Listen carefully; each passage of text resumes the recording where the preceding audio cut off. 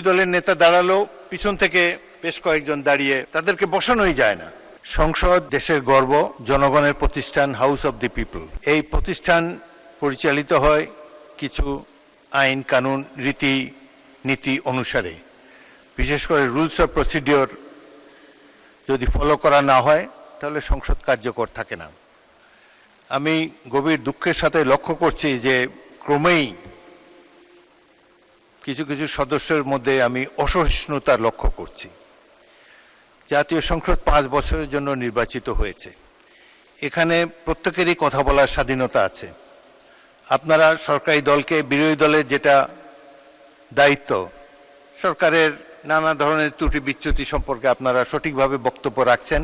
আরও ভবিষ্যতে তার বক্তব্য শেষ করার পরে আবার আপনারা দাঁড়ালে আমি পয়েন্ট অফ অর্ডারও দিতে পারি।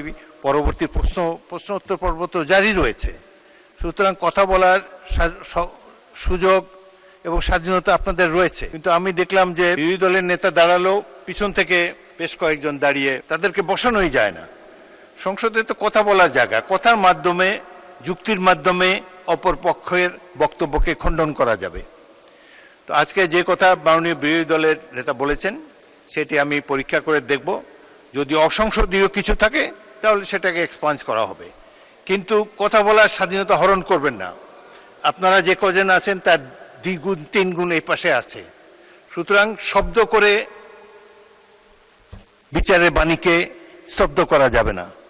আমাকে সংসদ পরিচালনা করতে দিন। আমি আমার জ্ঞান বুদ্ধিমতো নিরপেক্ষভাবেই সংসদ পরিচালনা করার চেষ্টা করছি এবং আপনাদের সকলের চেয়ে অনেক অনেক বছর, 40 বছর এই সংসদে আছি। অতীতের সংসদগুলোর অনেক খারাপ রেকর্ড আছে। এই সংসদে, বাংলাদেশের সংসদে স্পিকারকে হত্যা পর্যন্ত করা হয়েছে। সুতরাং অতীতের দিকে তাকিয়ে আমি তো মনে করি একটি ভালো সংসদ আমরা পেয়েছি, জনগণের সঠিক নির্বাচনের মাধ্যমেই পেয়েছি। আপনারা উভয় পক্ষকে আমি ধৈর্য ধারণ করার জন্য অনুরোধ জানাবো। আপনি কি বিরোধী দল নেতা আরও বলতে চান? আপনি এমন কিছু বলবেন না যে এই ডিবেটটা প্রলং হয়। এখন তো দেখেন সবাই শান্তভাবে বসে আছে। আমি তো বললাম যদি স্বরাষ্ট্রমন্ত্রী অসংসদীয় কিছু বলে থাকেন তাহলে এক্সপান্স করব। জাতীয় সংসদের আগের প্রসিডিংগুলো দেখেন কত ধরনের বক্তব্য হয়। আমি আশা করব যুক্তি নির্ভর এবং অপর পক্ষের প্রতি সম্মান রেখে বক্তব্য সবাই রাখবেন। অসংসদীয় কোনো কিছু যদি বলে থাকেন সেটা আমরা দেখব, কিন্তু এই যে কথাই বলতে দেবেন না, এই অ্যাটিটিউড খুবই খারাপ। আপনারা যখন বলবেন আমি এই পক্ষকে অনুরোধ করব চুপ করে বক্তব্য শোনার জন্যে, আবার এই ট্রেজারি বেঞ্চ থেকে যখন বক্তব্য দেবে তখন আপনারা ধৈর্য ধরে কথাটি শোনার মতো ধৈর্য ধারণ করবেন। এটা না হলে তো সংসদ চলবে না। পরমত সহিষ্ণুতা না থাকলে গণতন্ত্র ব্যর্থ হবে এই দেশে।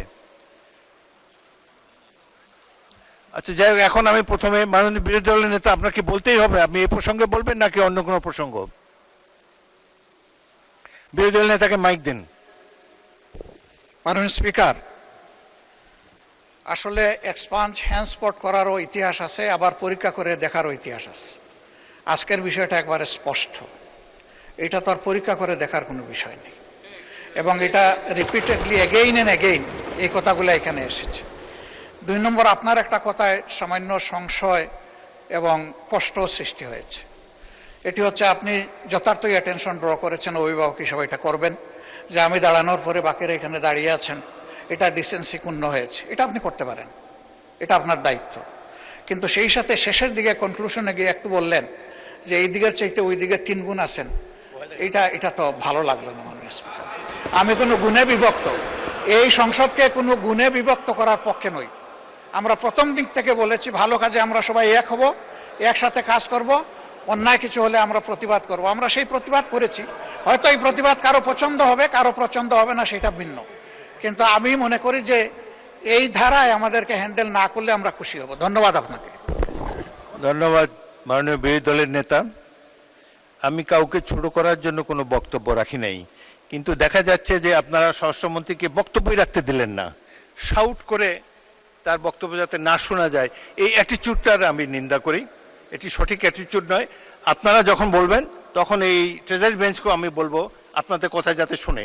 আবার ট্রেজারি বেঞ্চ থেকে যখন বক্তব্য দেবে একসাথে 80 জন দাঁড়িয়ে যদি কথাই বলতে না দেন, এটা সংসদীয় প্র্যাকটিস নয়। সুতরাং আমি আপনাদের কাছ থেকে পরমত সহিষ্ণুতা এটাই কামনা করি। নিরপেক্ষ, সত্য প্রকাশে আপোষহীন।